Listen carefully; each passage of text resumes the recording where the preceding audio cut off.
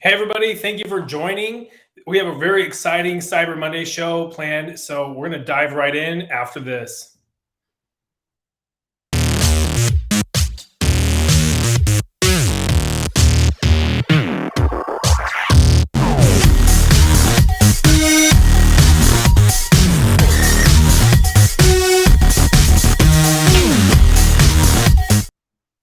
Alrighty, so I'm going to go ahead and bring on Makeshift, the co-host. Hey, man, how are you doing?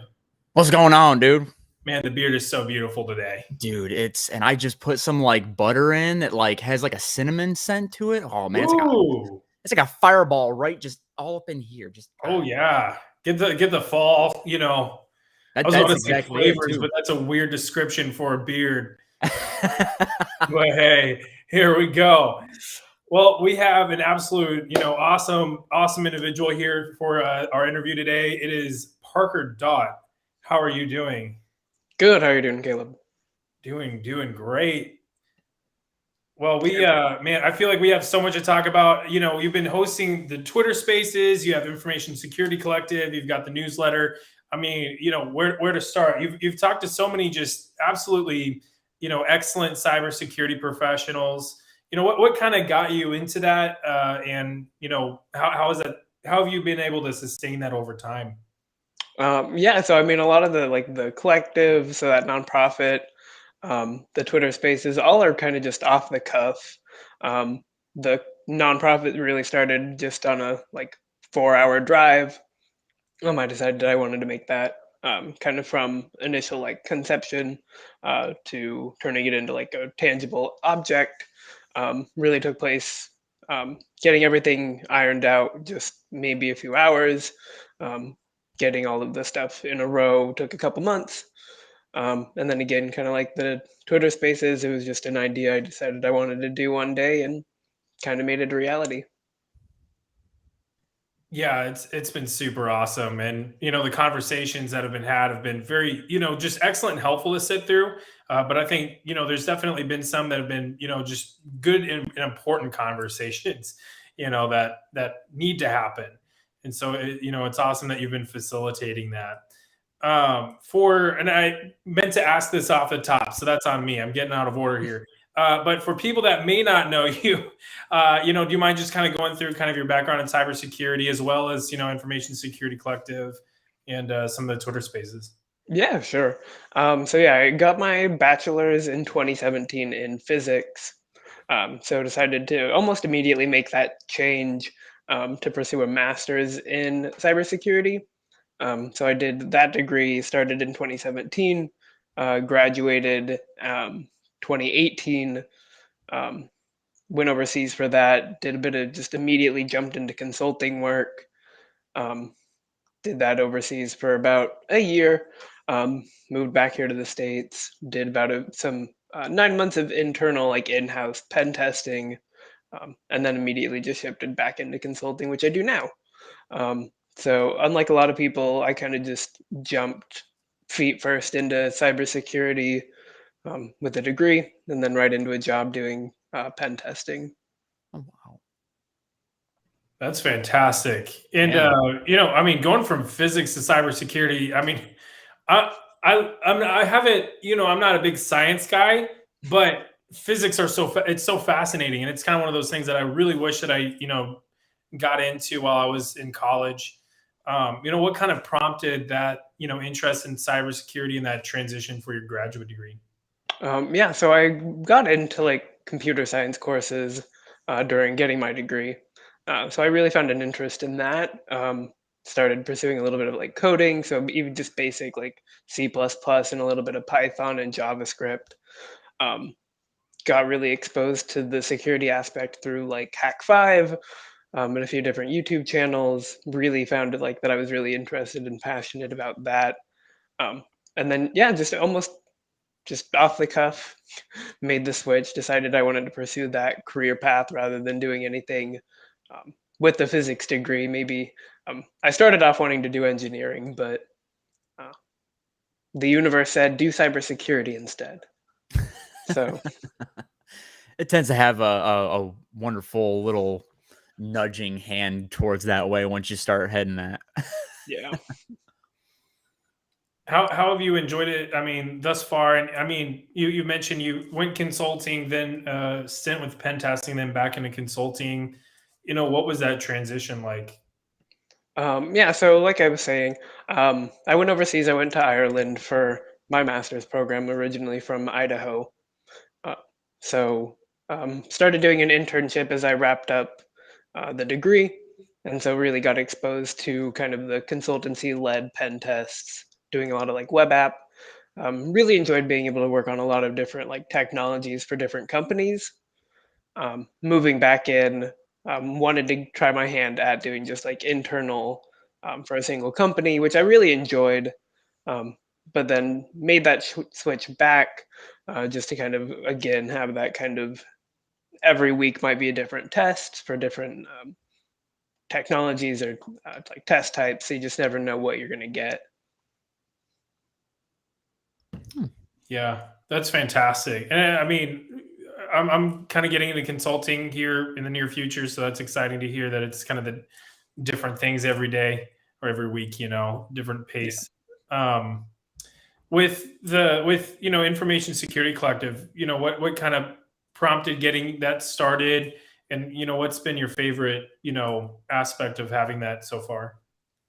Uh, yeah, I mean, it was really just like I was saying, on a couple hour long drive, decided I noticed I guess I saw what I thought was missing in kind of the industry, a way for people who either have really no experience and want to make the kind of jump into cybersecurity like I did, or people trying to maybe upskill or transfer in from a different industry.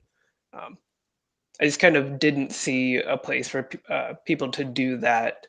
Um, and so I just decided to make one. I wanted to give somebody like me a place to either get exposed to the different tools and techniques that you use, maybe like a scholarship to go attend a different conference, get exposure that way and network, or a place to just collaborate with other people. So, yeah, so I just made one. Hmm. That's awesome. I love it. Yeah. I was gonna Yeah. say it seems kind of very similar to what we do with Republic of Hackers. We are, essentially just the Discord, but when people come in and they're like, oh, like I might, and of course everybody wants to jump in and do the hacking and the pen testing and everything, but then like we bring up conferences maybe that they've never heard of before that aren't so much pen testing focused, but they might be more like blue team focused. And we're like, hey, like maybe go do this, or watch somebody stream, when they're doing like some of the range force labs, to just kind of give them that exposure to other things outside of pen testing, because it seems like that's like the entry level for everybody. And it's like, well, hold on, there's a whole there's a whole universe of other things you can go do. Don't just focus solely on this. Yeah, absolutely. I think a lot of people kind of jump in and it's like, oh, I want to do bug bounty hunting. So I'm going to just start there and kind of forget that there's a lot of fundamentals that you kind of should learn, not necessarily that you need to learn. And that also InfoSec does have a lot of other um, types of roles, whether you're doing blue team or red team. And I think a lot of that just gets overshadowed by a lot of stuff you see on like Twitter or LinkedIn, all the big bug bounty wins. Absolutely. Yeah, 100%. And then, you have the newsletter where you'll feature different people. And I think that that's super cool. What are some of the, coolest journeys that you've seen from people, through that, and how has that inspired you in your own, cybersecurity career? Yeah, so I've seen people who kind of make the shift. I think one of the most impressive was someone who went from like being a ballerina dancer into getting into cybersecurity. Just something almost entirely completely unrelated, making that move, and it's just really kind of humbling and amazing to see the different journeys people have, and that there really is no like one set path on getting into cybersecurity. You can literally just do anything before and make the change, or come from any background and just start. Yeah, 100%. And kind of on that note, with the concept of gatekeeping to kind of funnel people through those gates, right? And try in a way it kind of requires, or it it requires someone to try to convince people that there is like that one way or the select few ways that if you don't go through those pathways, then you're not in cybersecurity. And I think that's one of the things that I love about your Twitter Spaces is that you're really attacking that head on. You're trying to initiate these conversations with all kinds of professionals in the industry and kind of show that there's a million ways to make it happen, and you're getting after the gatekeeping. In that process, have you gotten a lot of like positive feedback from people that are wanting to get into the industry, that they're kind of noticing that? And then have you seen any resistance from people that are I guess gatekeepers themselves?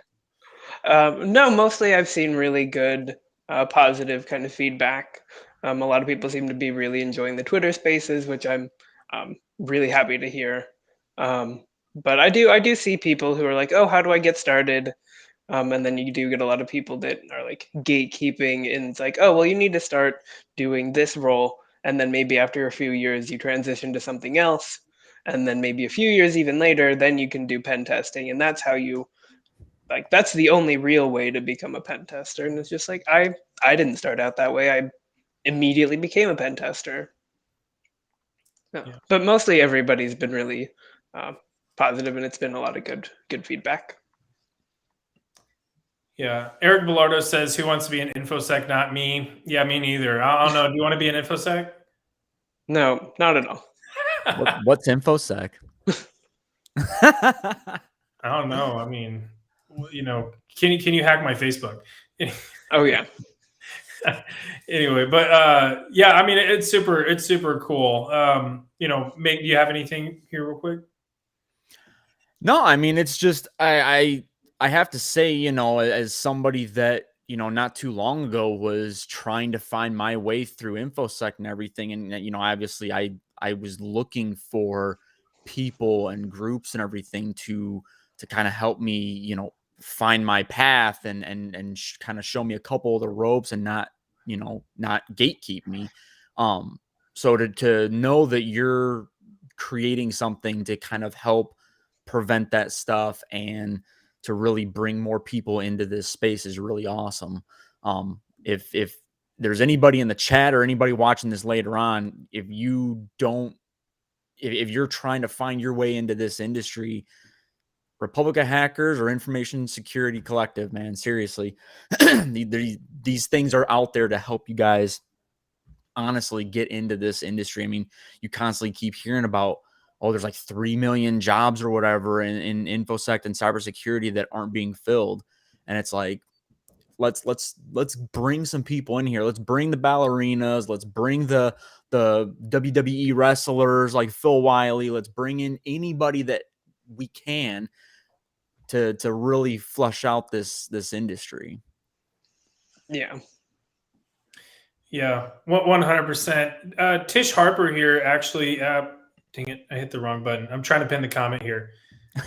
My bad. It says, for anyone that's new to InfoSec, what's the number one thing that we need to be aware of?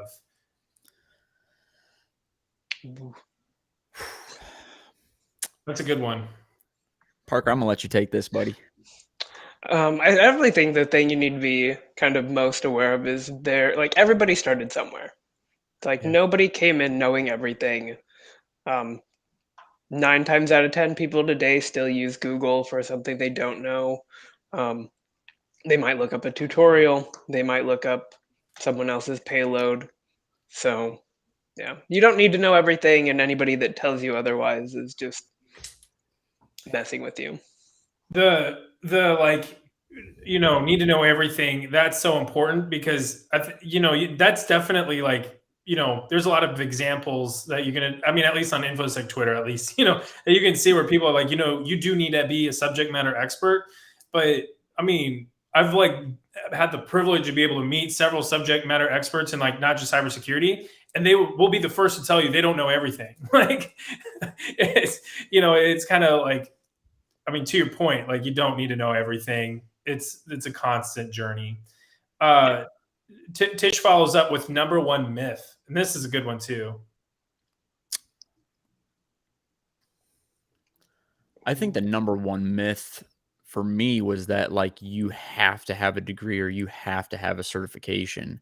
Yeah. I know a lot of places still keep pushing this, and I know even me personally, like when people ask me like, hey, I'm starting out, what should I do? I always tend to lean towards going after a cert because for a lot of them, your A plus, your net plus, your sec plus, whatever, they're very introductory. They cover a lot of the fundamentals, the basics, stuff that really gives you some base knowledge to then turn around and get a job that is either on the pathway to getting into cybersecurity, excuse me, or actually getting into cybersecurity. But there's a ton of people that it's like if you can do some studying on your own, you don't have to have any certifications. I mean, I'm sure anybody that just wants to hop in to try hack me or hack the box or anything and go through all of those machines and all of those boxes could turn around and find a pen test job. And just by showing, hey, I've completed all of these, I mean, somebody's going to look at that. I mean, if I was an employer and I saw that somebody went through and completed all or most of those boxes, I'd be like, okay, they don't necessarily need to go back and get their net plus or anything. They know enough networking to be able to hack some of these boxes, and whatever they don't know, we can show them. It's called on the job training. Something that I think a lot of companies kind of undervalue. Oh yeah, no, definitely. Yeah, I know. Just trying to help people find their first infosec job. A lot of HRs are still looking for those degrees or those certs, but I do think they miss out on some really good candidates who might not check every single box. Yeah, I agree. And actually, this is a good question by Andrew, just kind of like establishing definitions and defining variables here. So for the new folks, what is a gatekeeper? Parker? Big question. Big question. Big question. Big. I mean, for me, someone who's a gatekeeper is like, oh, you need to do the same thing I did. You need to suffer in the same way I did, follow the same path I did to get into XYZ, because that's the way. So, and anybody who tells you that what you're doing is not the right way or what you're doing is wrong is literally just keeping you from reaching your getting through the gate into what you're trying to get to do. Yeah, that's good. And then Tish Harper, and we're just kind of, I mean, there's like a bunch of questions came in here pretty quickly, so I'm wanting to make sure that we hit them. Is it more important to upskill personality or skill set? Personality, I don't know how we can define that. So, Tish, if you're watching, if you can help elaborate on the first part, unless you guys do have an answer for that, just kind of off the top. I mean, personally, I think, it's maybe a little bit of both. Yeah. I mean, I constantly keep telling people if you want to get a job in this industry and you might not have the certs or the degree or whatever, network. I mean, if you get a connection somewhere, if you start making friends on Twitter or LinkedIn or I mean, heck, you can even do it on Facebook or, Instagram at that point. If you make these friends and you start off with that, obviously they're going to ask you, like, hey, what do you know? That's when you can start kind of selling your skills and everything to them. You can kind of go, hey, like, this is some stuff that I've gone over and I've studied and everything before you even go through like an interview process. But getting that connection is golden. That's like the Willy Wonka golden ticket to get to the chocolate factory. I mean, if you have that, sometimes you can almost bypass the HR, what we call the HR firewall. I mean, I'm kind of a perfect example of that is I ended up networking with somebody that was already at the company and everything. And they were like, hey, I really like what I'm seeing on Twitter. I like the information that you're putting out there. I've seen your resume. Like you're what we want for our company. And I mean, he pretty much just told HR like, hey, this is the guy that we want to fill for a position. And you still have to talk to HR and everything about stuff because it's, the legalities of everything. But I didn't really deal with HR, and I just think that those connections are solid. Yeah, I think a lot of people underestimate the power of networking and just like working with other people. But going back, I guess like maybe Tish might have been more also asking like what's more important, hard skills, soft skills. So I think especially like for someone that does consultancy work, um, you could be the best like practical technical tester, but if you can't communicate with not only like your team members but also anybody that you're like presenting a report to, um, if you can't like present those findings, then your work isn't necessarily worthless, but you're not getting that full impact of what you could if you were really good at communicating with somebody. So um, I definitely do think technical can get you a lot of the way, but the more personality and your soft skills can really make or break a lot of situations, especially when you're interviewing. Well, and I'm going to tell a story too, real quick. And it was my uh, college professor, and he was talking to all of us one day about getting jobs and just in IT in general. And he said he sat down for an interview with somebody, and they just started asking him all these questions. They're just like, oh, like what's your favorite sport? What hobbies are you interested in? All this just random off the wall stuff, and it had nothing to do with tech at all. And at the very end of the interview, the interviewer goes, hey, do you have any questions for me? And he goes, yeah, why you didn't ask me one single thing about like what I know in regards to IT or anything. And he goes, because we can teach you that stuff. Like the technical stuff we can literally teach you. He goes, I need somebody with the personable skills to just talk. I need somebody that knows how to talk to people and relate to them, and somebody that's not going to talk down to them or anything like that. He goes, that's what I was looking for.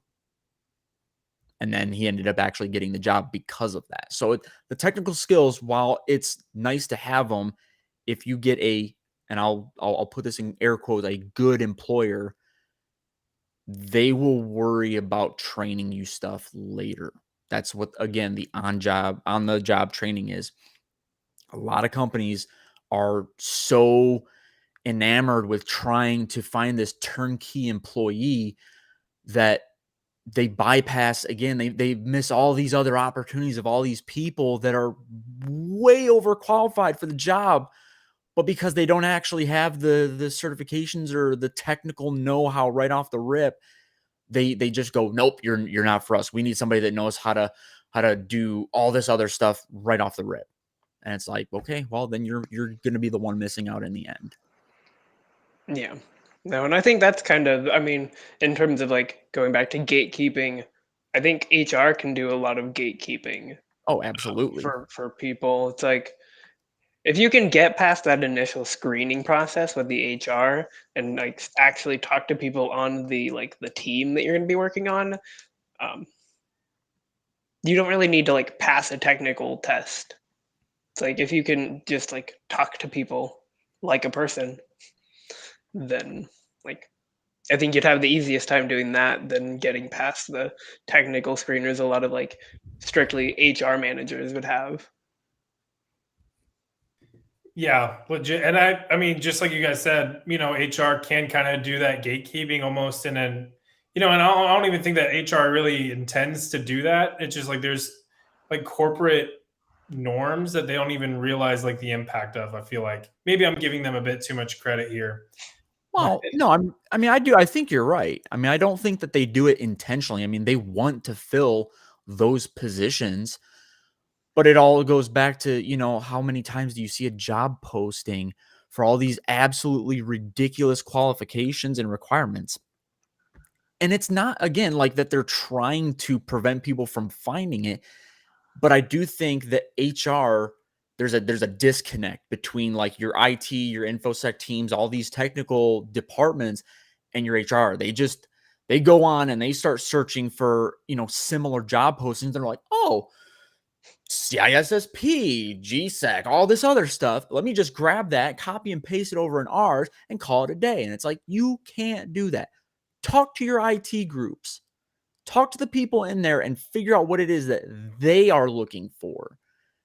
Because I can guarantee you, if they started doing that more often, you wouldn't have these weird, like the memes that go around of the job postings. You wouldn't have that anymore because you would have the communication. Oh Yeah, for real. I mean, so right. Sorry, I didn't mean to cut you off, Parker. Oh no, I was just agreeing. Yeah, I think a lot of people, it's like you see the meme that it's like, oh, junior position requires 10 years of experience, a master's degree, or a PhD, and we're going to pay you like $30,000. So yeah, no, I definitely agree. I think it's a lot of HR, and I agree. I don't think they're doing it like intentionally to try and just like never get anybody in. But I think there's a big disconnect between the teams and the job description. Yeah, I really should have written down because there was a kind of a question that popped into my head mid thread on this topic, and it literally just disappeared from my brain. I gotta love that. I think it was on soft skills and hard skills. I mean, just like Parker, you said, talking like a human, and I think meeting people where they are, because everybody's at varying levels of technical aptitude. And so if you talk to someone with like a high level of technical aptitude, like there's someone with a low aptitude, that'll send the wrong message. And similar, you won't send a message at all if you're trying to talk to someone with a low aptitude as if they have a high one, because it's all just going to fly over their head. So it's like, I feel like analogies are very helpful for me. Also, whenever I'm learning things, they're helpful for me, because then it's like it converts it to another thing that I do like also know. And then it just, I'll know, like the thread just kind of lines up a bit. So, but yeah, I feel like that's good. I'm kind of curious to get your thought on this, on consulting. If you were, for people that are looking for jobs right now, I feel like definitely from what I've read and seen and heard from other people, like you get like a very wide swath of, I guess, inputs for whenever you're doing consulting, because you're seeing like what the client, what each client looks like, what each industry that you're working with looks like. What if you were to make an argument for the consulting route for people that are wanting to break into Infosec? What would that argument be? And if you don't want to make an argument for, you want to make an argument against it, what would that argument look like? Yeah, no, I think consulting is a great route for people who are interested in pen testing and cybersecurity. It was like my first position, so I got to experience a really wide range of different like vulnerabilities and like different tool sets and different like underlying infrastructures for web apps. So some stuff's on Apache, some stuff's like React. So you just get like a really wide range of different exploits to look out for. It's not only just web, you could also do mobile or like network infrastructure testing. Some consultancies do like social engineering. So I think it does really give you the opportunity to kind of play around, find what you're interested in. If you end up at a good company, they'll offer either in-house training or certifications you can go and attempt and then get reimbursed for, or they'll just pay for. So I definitely think it is like a good route for a lot of people. And then you could always transition into doing like internal testing for a company. I think both have their ups and downs, for sure. And then what's your pitch? I mean, you're blue team, right? Yeah. Okay, yeah, we're both. I'm transitioning from blue team to consulting. So, I guess for blue team, what's the pitch for like just not doing consulting, but kind of staying more in like a traditional SOC? I mean, it's just, I don't know. I mean, I've only been really in the position for a little bit, but I mean, yeah, I mean, I guess it's maybe it can be boring. I mean, there's not like a whole lot of the reporting that you have to write on or anything. So I mean, like if you're wanting to, maybe your hacking skills aren't the greatest, whatever. That's when I would be like, okay, well, if you're still interested in the cybersecurity stuff, go the blue team route, because it's not quite as, I guess, in your face. And I feel like there's almost even more to learn. Like I feel like your red teaming is just strictly like attacking, whereas like with blue teaming, it's like, well, you have to understand how, this thing works, and then this thing works, and then this thing, and there's like all these like different policies that you're having to create, and you have to wonder like, how does that affect the rest of the company? Like if you're a red team, like you don't have to worry about that. You're just like, I just need to break in, and I have to use whatever means necessary to break in. So I guess, I mean, there's pros and cons to working them both. Like I said, I think the red team, the consulting, is definitely a little bit more of the attractive, thing, because it's always something different. Like you're always attacking a different network or a different mobile app or, API or whatever it is. But like with blue team, it's a lot of, you're researching different policies, you're researching this, you're researching that. It's a lot more, I feel like, grunt work, but it still can be very, very rewarding. Yeah, and I'm going to end up making a video on this, once this transition is kind of finalized and I have some time to kind of digest this experience, from my current employer. It's been a great time. That sounds like it was a bad time. Just like you said, there are some boring times. It's a lot of grunt work, but it is really educational. You're going to learn so much, because it's just as you said, attacking you do need to learn like the process that you're attacking. But blue team, like you have an opportunity to learn it at a much deeper level, because you own the process. Yeah. You're not having to enumerate it and learn kind of from what you've enumerated. Like you actually own it. You can talk to the engineering team that runs it, and they'll walk you through it. And there's so many different, like the governance, risk, compliance, engineering, all that stuff, right? I do want to clarify, like with consulting, that it doesn't necessarily even have to be red team. There are there can be blue team gigs, engineering gigs. It really, it sounds like it really just kind of depends on the project that you're on, what the company itself focuses on. I've seen like some companies that they'll focus more on the red team. I've seen some that are kind of balanced, some that focus more on the engineering side. So there's probably some like job enumeration on that end as well. But yeah. And then also, for anybody that is watching, we were talking about, hiring. Eric Bellardo actually put like a ton of insight into how job postings are done. And he actually does that. So I'd say, pay attention to what he says. Yeah. And I mean, and to totally clarify, I've never been part of the hiring process outside of being an employee that's been looking for the job. So I was always under the assumption that it was supposed to be your directors, your, VPs or whatever are sending to HR, hey, this is a job that we're looking to fill, and these are, maybe some of the requirements or whatever. And then HR goes and they try to, type in, okay, we're looking to fill information security analyst. Okay, let me Google information security analyst jobs and see what other companies have as their job descriptions, and then just copy and paste and throw it in there.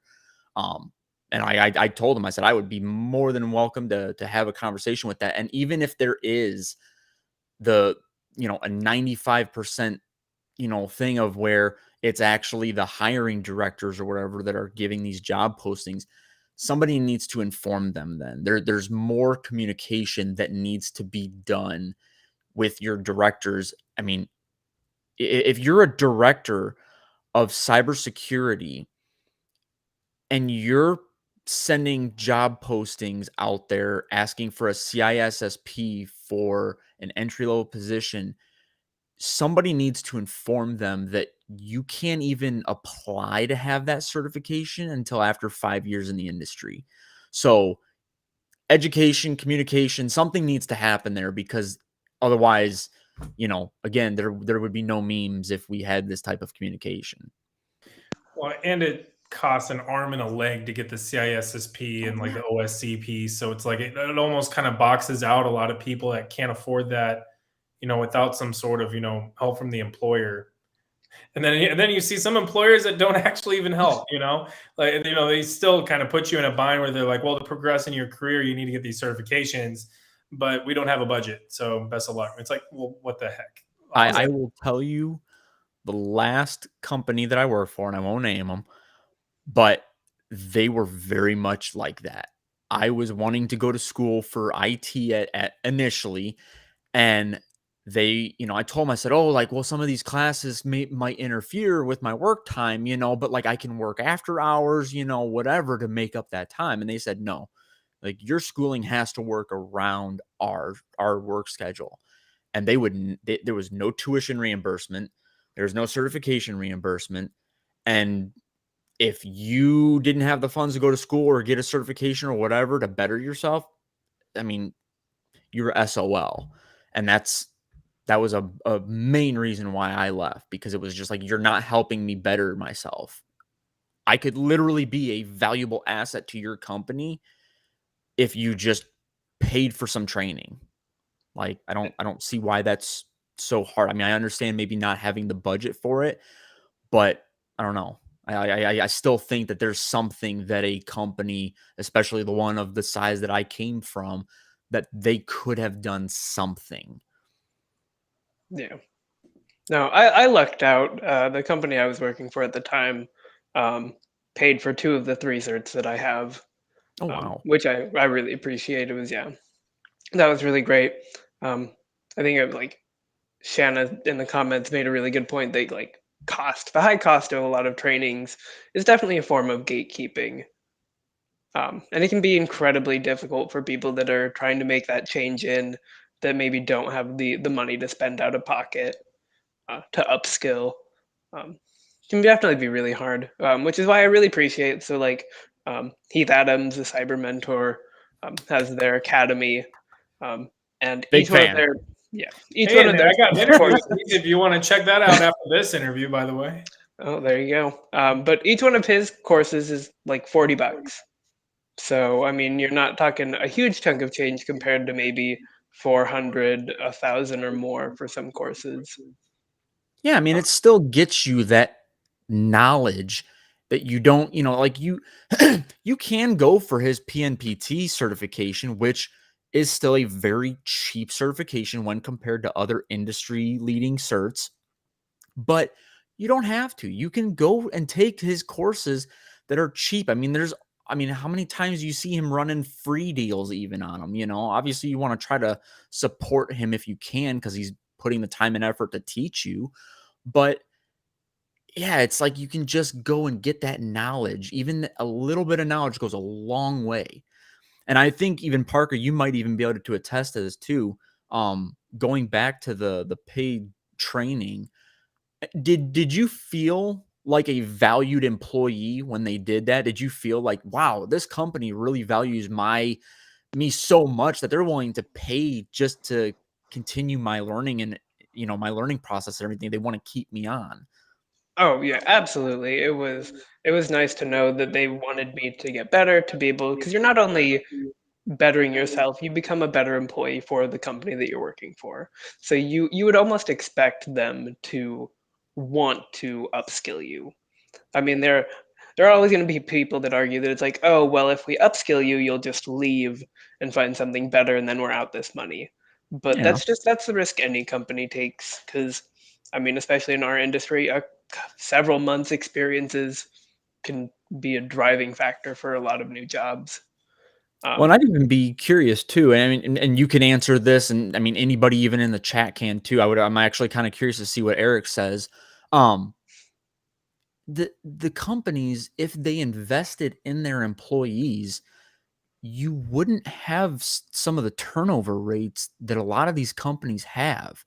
And I think it's because they don't feel valued. It's like you for somebody's 10-year anniversary, they get a card and it's got the CEO's signature just stamped on the card. Like, it's not even like a person signing it, it's a stamp.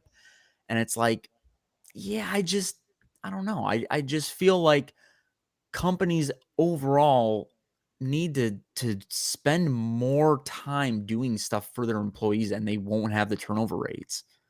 Yeah. No, and like kind of going back to it, I know you were saying how your company didn't even want to like make your education a priority. There are a lot of companies out like that exist like that. The one I happen to be working for not only paid for my courses, but then also let me on the clock take them, Mhm. which I mean is definitely, I can only imagine, kind of a um, an unusual, not the norm, which is unfortunate because, like I was saying, you'd want your employees to be the best they can be. Like, you're only going to be giving more in your, whether you're doing testing or blue team work, you're only going to be giving better results. Exactly. Yeah, and and I feel like this is kind of true with individuals as well. Like, we really just want like a silver bullet solution. Like, we want to make like that one tweak that's actually going to like change everything. And like, how are we, going to be actually able to retain employees? Oh, well, if we can invest in their training and their upscale, or if they're in their upskilling, then they won't leave. Well, it's kind of, it goes hand in hand with, compensation for the role, upward mobility, um, you know, w- with the amount of inflation we've seen in recent years, and then the not matching of salary, we're really all kind of taking pay cuts without even officially, in a negative dollar amount on paper, taking that pay cut. So, and that does that does lead to turnover. People, like, at some point, people have to, make that decision and move on, right? And that's one of those uncomfortable conversations. Who wants to have that with their employer, especially, whenever like your manager doesn't have like any, like, the pull to be able to do that? Like, they're probably feeling like they might believe the same thing that you do, but it's like in like a larger organization, realistically, how many changes can they make in that short amount of time? And by the time, they do make a change, you're probably well on to your next job. Yeah. So there's a question here from Jenny, and this is, or from Shiny Buttons, excuse me. This is another big question. It kind of made me chuckle, but an important one that I think, in the Twitter space, excuse me, Parker, you've been really pushing to kind of, explore and find these answers, because who the heck knows, right? But I think, we're kind of getting warmer, and we've talked about some of them, but how do we fix the gatekeeping crisis? I think like kind of what the spaces are meant to do. I think the more people talk to each other, the more we highlight a lot of the issues a lot of people have, the more kind of power we as like individual employees will have, and the more that we have like a say, and we can kind of help each other kind of combat these different gatekeeping like tactics a lot of companies, I would like to say, unintentionally use, but you just never know. Um, yeah, I'd say definitely like just coming together as a community really can help. Yeah, I will echo that. I think, the more we talk about it, the more we get people involved in talking about it, the more we get, communities to help people network further, it's only going to continue pushing that stuff to the side. You're not going to get the gatekeeping, because for every one person that sits back and says, oh, you have to do this, you have to do that, or you're never going to ever get into Infosec, you're going to have these communities and, these people that are gathering around. They're saying, no, no, no. Well, we will help you. Don't listen to person A, B, and C over here that's telling you you can't. They're only showing you their limitations, not yours. So let's get you some knowledge. Let's show you how to do some stuff. We'll show you how to upskill yourself and get you in. Yeah, and do you see this might kind of go? I mean, this is definitely for both of you guys and anybody in the chat. Do you see more of a willingness for employers to upskill employees in consulting or in a blue team? And I think that that does kind of probably depend on the company. But I guess as this broad strokes, so this might not even be a good question. So feel free to just say, StudioSec, you're stupid. But you know, You took the words right out of my mouth. No. I say it to myself all the time. I'm like, man, I'm an idiot. I'm gonna let Parker go here first. I feel like I've been talking a lot. No, I'd say it definitely depends on the company. Like for consultancy, um, I think depending on what your company offers, you can definitely it'll depend because some companies might really be focused on one sort of different like a service that they offer, um, and then some might have a lot more broad reach where they can kind of offer the different upskills. So I definitely would say, yeah, it definitely depends. Yeah, I was literally gonna say the exact same thing. I think it depends on, the company you work for, the type of budget that they have towards, being able to do something like that. I mean, some of them want to, they'll literally tell you like, hey, we want to, we just don't have it in our budget to actually be able to do that. Which is fine, it's understandable, but um yeah, I do think that it comes down to the type of company you have.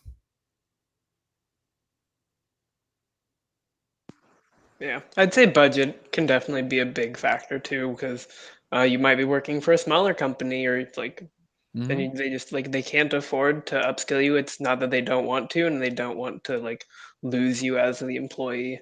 Um, and so definitely, it's hard to be like, oh, as an employee, you just need to kind of accept that your company can't afford these things, because Mhm. at the end of the day, that's not like your fault. But it's definitely, I think, something that you should kind of consider. Um, yeah, budget is definitely a difficult like topic, I think, for a lot of companies to talk about. Yeah, I mean, it's always kind of one of those like uncomfortable conversations, but and it's kind of like with the. I mean, I love to tie it back to the Twitter Spaces because there are good conversations there, and I want more people to jump in on them because they're just fantastic. But the some of the best and most like helpful and productive conversations can be the very uh, uncomfortable and complicated ones, and especially talking about like employee retention and gatekeeping. A lot of it comes down to the budget. Um, companies they don't want to have to pay for the certification, so they're hoping that you'll come in with the certification already, and then you kind of address, hey, can you get me the certification? Well, now they have to budget for it, and that might be complicated. I don't know, But what I do you think? Well, and I do agree to a certain extent. I mean, if a company wants you to have a specific cert, say for, hey, we're bringing you on as a junior pen tester. We kind of hoped that you would have, the OSCP or whatever. But sometimes it's almost better again to have like some on the job training. Like I still feel like that is just super valuable. I mean, how many times you hear people saying too, like, oh, you can, study for these particular certs or go for this degree, but you learn so much more when you're actually on the job learning stuff and getting hands-on with things. And I think that if I'm gonna hire somebody in as a junior pen tester, and I might be trying to, fill that role fairly soon, maybe have them sit with some of the senior pen testers and have them shadow them and really, you know, allow them to sit there and ask questions and maybe, slide the keyboard over and go, okay, hey, this is on this line, I'm going to have you type this, and then I'm going to have you go here, and just kind of like giving them the on the job training, the shadowing, whatever you want to call it, to kind of help them bring them up to speed where you need them to be so then they can go off and do stuff on their own. I mean, I did it myself. I mean, when I got hired into the company I'm in now, I had never had a blue team job before. I had never worked with some of the Microsoft, security suites. So what did I do? I sat down with somebody virtually, and he shared his screen and was kind of going through stuff. And then I was taking notes. And there were other times where I was sharing my screen and he's like, okay, let's go through these alerts. I took 2 days of showing you how to do stuff. Now you're going to show me what you've retained from those 2 days, and I learned, and now I'm able to go off and do stuff on my own without having any guidance. I can, go off and do other little projects that are handed to me. Like, people trust me to do that. That's the kind of stuff that you need. Yeah, I think a lot of people kind of underestimate the power that shadowing and kind of like on the job training can have If it's done which properly. if it's done properly. I definitely do think kind of even kind of bringing into the subject of work from home and like a lot of remote work. Um, I'll propose a question to you guys. Do you think it makes it harder to kind of bring people newer on? Do you think people are still getting the same experience for like shadowing or more of like initial onboarding for a lot of like either new hires or people with maybe a little less experience than most? Do you want to go first? I mean, yeah, like I said, I mean, for my company, I was very much given that opportunity of the on the job training, which I was very thankful for. Ask your question one more time. Yeah. Do you think that like the remote work makes shadowing and on the job training a little bit more difficult than having someone maybe sitting right next to you, being able to quickly just like turn to you and be like, "Oh, these are my questions," or "How did you do that?" Um, No. And here's my reason why. So we all have some form of, audio communication with somebody, whether that's using a work cell phone that they've sent you. Some people use Cisco, oh crap, what the heck was it called? Cisco Jabber, Microsoft Teams. Like, all of these applications have some sort of voice audio calling mechanism. You can use that to call. And I know too, because I've used both of them, you can share your screens. It might for some people seem like it's a little difficult in my experience, because I've done training both being somebody that's trained, been trained in person and now remote. And I will tell you that from my personal experience, it was the same. I got the same exact knowledge that I needed to be able to perform my job duties over both. I mean, like I said, if the training's done properly, if somebody goes over first 2 days or whatever, says, "Hey, I'm going to share my screen with you. I will show you while we're on a call exactly what it is that I'm doing. Take your notes." Then on the third or fourth day, I'm going to have you share your screen on a call. And that way you're the one doing it so that you retain it better. I'm going to do the exact same thing for somebody if I was training them in person. I'm going to have them sitting in a chair next to me as I'm sitting there on my computer going away saying, "Hey, yep, this is what I'm doing." And then on the third or fourth day, okay, we're going to go over to your desk. I'm going to sit back and I'm going to say, "You need to go here. You need to go and do this." It's the same exact thing. It might look and feel a little bit different, but it is essentially the exact same thing. no, I completely understand. Yeah, it makes a lot. I think yeah. No, I think that's like a good way if companies can like effectively implement that type of training. I definitely do see how it could easily replace or like make up for the type of training you might get in the office. Well, and to But be totally fair too, I mean, some people, I almost want to say that the remote training can almost be better for some people, because having somebody watching over your shoulder physically as you're trying to do stuff can seem kind of intimidating. I know it is for me. I mean, I can't tell you how many times at the place I worked before, we would have like clients and everything do like a walkthrough, you know, and so like the CEO is walking them through the building and showing them, oh, okay, this is our IT department, and this is our, you know, our computer operator or whatever, and he's doing this type of work day in and day out, and I'm standing there and they're all like, right, I've got like 5 or 6 people behind me, and the whole time I'm going, don't make a mistake, don't make a mistake, don't make a mistake. I think if you do the remote stuff, it's like, okay, I'm in the comfort of my own home, and all I'm doing is I'm having one person that I know of watching my screen. And I think that makes it so much, like, it cuts down on people's anxiety. That you know of. One person that you know of. One person. They're always watching. Yeah, you know, my whole like career. So like I graduated like after the pandemic started. My whole career, like my job, has been all remote. All the training was done remote. Everything remote. I feel like it really depends on the person and how people receive and give and communicate information. Just like you said, makeshift, like it inherently is the same. Like the message of information, or the medium of information transfer is different, but it's really, I mean, the information is hitting the destination and you're learning either way, or, you know, hopefully you're learning. I think if it impacts anything, I think it impacts team cohesion.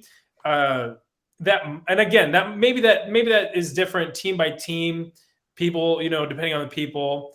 I've seen some arguments that I kind of get, where it's like there's just no substitute for like being together in person. But then again, in this field, you know, do you need to be like in person all the time? You know, we can do it remote. So is that really like a primary you know, benefit, or is that like a secondary, even tertiary thing? I don't know. Like that's kind of, you know, still looking at that. What do you guys think? Yeah, as someone who's like most of my jobs have been in person, so it was kind of an interesting transition starting a new job and then a couple months in, um, being sent home for remote work that was supposed to be a couple weeks, and then it's a couple years. It's okay. I thought it was a really interesting change, and then I started a new job completely starting remote.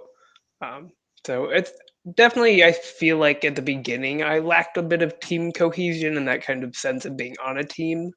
Um, but I think as time's gone on, uh, I've been able to kind of build that, and I think that happened for a lot of people. So I definitely think it was tough at the beginning, but as it kind of becomes the new norm, people are finding ways to make it easier. Yeah, I'm sure a lot of people here know, and I'm sure somebody's gonna make a joke in the chat. I'm waiting for it. I'm a very social person. I love talking to people in person. I used to get yelled at for talking too much.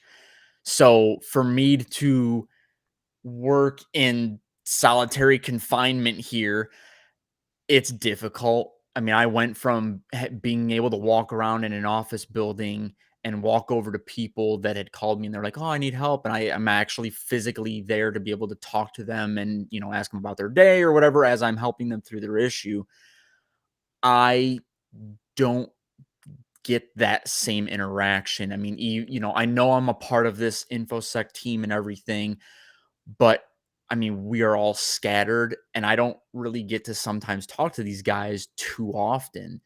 So it's just like, you know, I don't know. It for me it sucks. I mean, I do enjoy the ability to just work from home. I mean, I essentially just roll out of bed and hop straight into the chair and start working, and it's fantastic because I hated my 30-minute commute. But yeah, I mean, I definitely I miss being able to physically chat with people.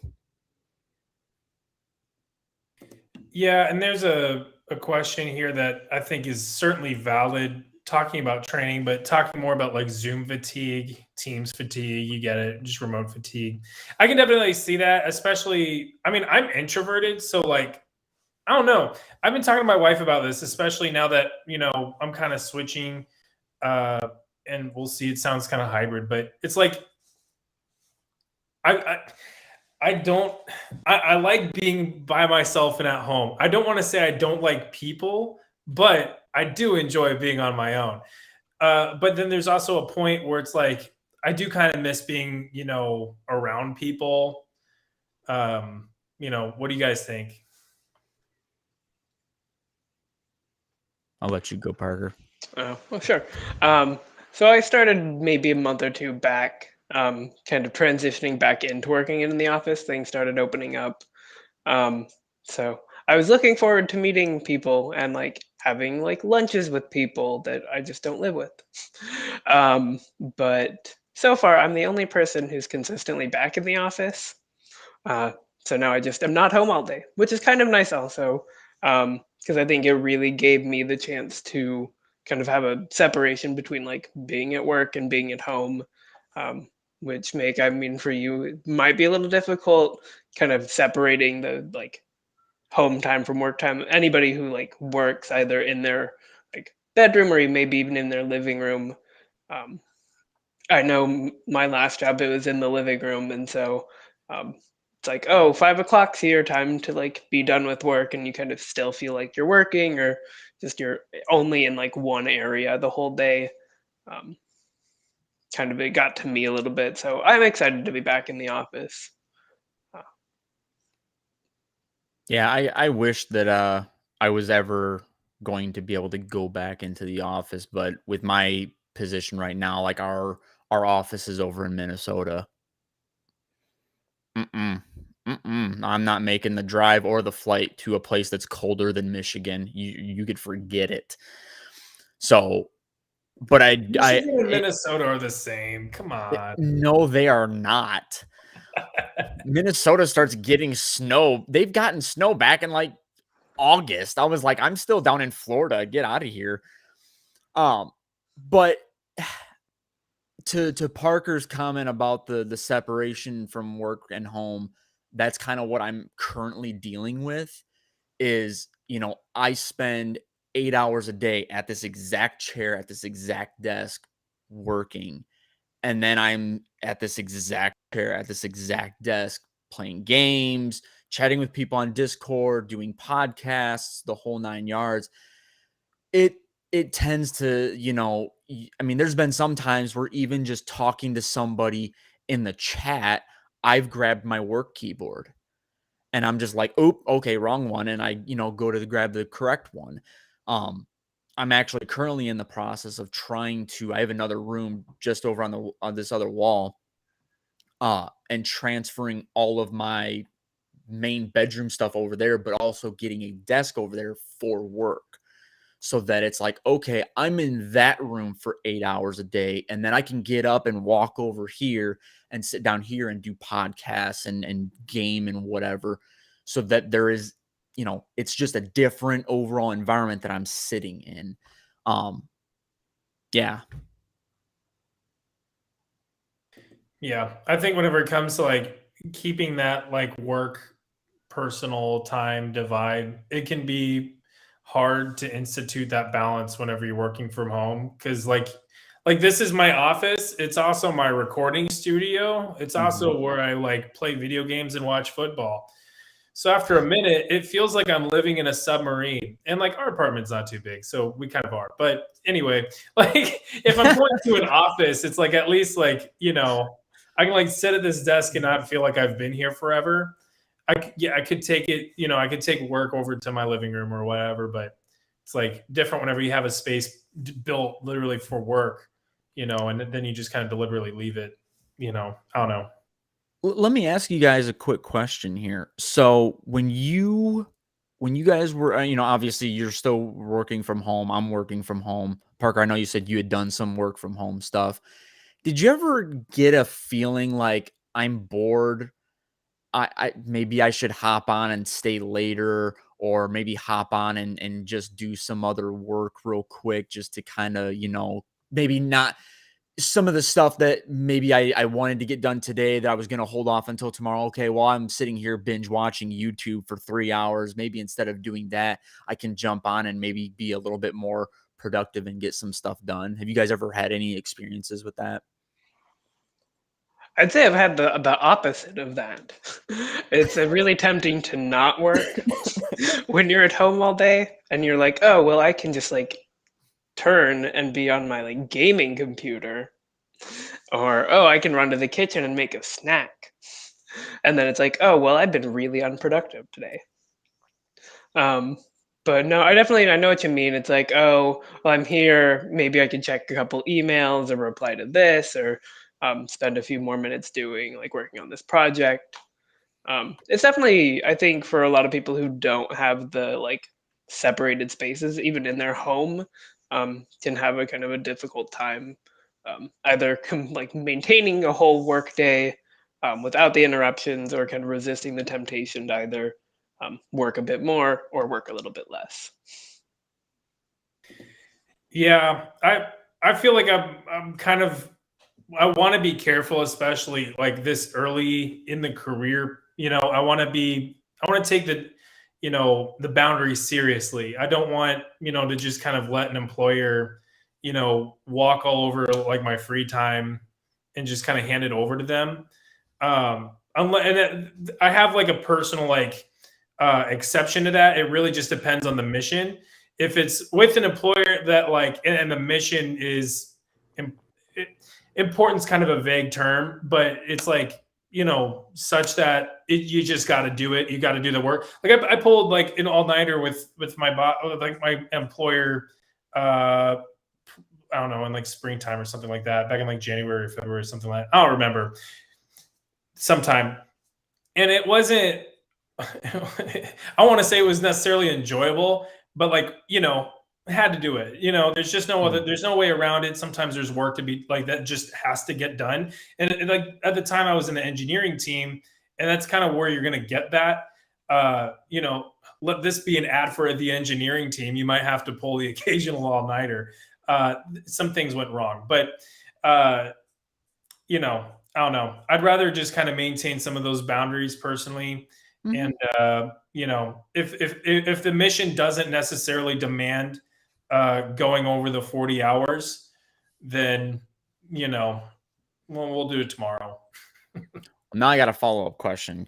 So, and Parker kind of initiated this. So if you're working from home and you're, sitting here and you've got your work PC and everything, but then you also have your personal PC, do you guys ever like, I'll work for, hour and a half, 2 hours or whatever, and then just take a slight mental break and jump on Twitter or Discord or do something else for like 5 minutes max, 5-10 minutes, and then go, okay, had a little bit of a break, jump back over, do something else, do something work related. Do you guys ever do anything like that? Or am I the oddball in this? I mean, I'll be the first to admit that I have my fair share of mental breaks throughout the day. I think it makes it a little bit easier to kind of like do really maybe not intense, but like focused work. Deplete that kind of reserve, take a few minutes to kind of recharge, get up, maybe take a little bit of a walk, some fresh air even, and then kind of repeat, like rinse and repeat throughout the day. I think I've noticed like my quality of work has gotten better rather than just trying to like press on through for like 8 straight hours. I think that like that little bit of a mental break can be beneficial. Yeah, I'm kind of the same. Like I'll have like YouTube kind of running as background noise in the background. For like the more like, I guess, intense stuff, I'll turn that off and just put on some like lo-fi or whatever. But I agree. It's nice to kind of have that like 10 minutes or whatever, 15 minutes, to recharge the batteries and then kind of get your faculties collected all over again. And then, get back to hitting it for, 30, 45 minutes. And like you said, like the quality goes a bit up. It's like in the office, like you're not necessarily worried about like someone just passing by and being like, like you're not looking busy. So they're like, oh, what are you doing? Like, you're at home, you know yourself, and you know your ability to what you need to be able to get the work done. So you're not necessarily stressed out about that. It's nice to have that element taken away. Yeah, And Eric says I put his channel on in the background. That's exactly it. I just need to hear Eric Berlardo's voice. So that sounds weird. Anyway, I said that and I was like, what was that? There's no edit button in this band. It's live. Oh no, yeah. And I'm keeping it live. you got to support each other somehow. Yeah, right. Hey, YouTube is it's one of those things. Watch time is fickle. Let me tell you that. But anyway, so we're kind of coming up on time to probably wrap this up. Parker, thank you so much again for jumping on. This has just been an absolute blast. For people that weren't there at the beginning, can you talk a little bit about Information Security Collective again for them? And then, when will the next Twitter Spaces be? What's some projects that you're working on there? So the Information Security Collective is a nonprofit. We're kind of still getting our feet beneath us. It's more or less a team of just me doing everything. We're really focused on member-driven programs like mentorship, helping people get into different certifications or attend conferences. Really just trying to make the industry as a whole more inclusive and diverse, getting more people involved. I host Twitter Spaces typically every other Thursday. We're starting to try and implement maybe something to fill in that off week by highlighting more members of the community. So definitely keep an eye out. Hopefully we'll get one up this Thursday. Took off last week for my birthday. So trying to get just everything back up. Well, happy birthday. Happy belated birthday. Yes. Thank And you. everybody in the comments, but hashtag happy birthday. I don't know why hashtag, but hashtags are fun. So definitely do the hashtag. And then make Republic of Hackers. How's all that going? It's going good. We are just kind of, I know we've got a meeting or something sometime soon here to kind of talk about, different things that we can do. And I'm actually kind of glad because Parker, I will probably be reaching out to you and seeing if there's anything that ROH can do to kind of help, the Information Security Collective out, because I think that we both have very similar goals and motives in regards to this industry. And I think that, we work better together and not separately. So I will be reaching out to you and we'll get something set up. Sounds great. Beautiful. Well, we're going to go ahead and close it up. So thank you guys again for joining. Definitely stick around in the back. And then for all of you joining, thank you so much for joining. This has been an absolutely excellent conversation. Thank you for, all the comments down there. Thank you for all the questions. Definitely be sure to join in next week. Give me one moment to stall so I can let you know who's joining. It'll be the XSS Rat. So definitely put that in your calendars. It'll be a great time. There's a part 1 of the interview already on the channel, so check it out. But thank you again for joining. And this has been the Cyber Monday show. Have a good one.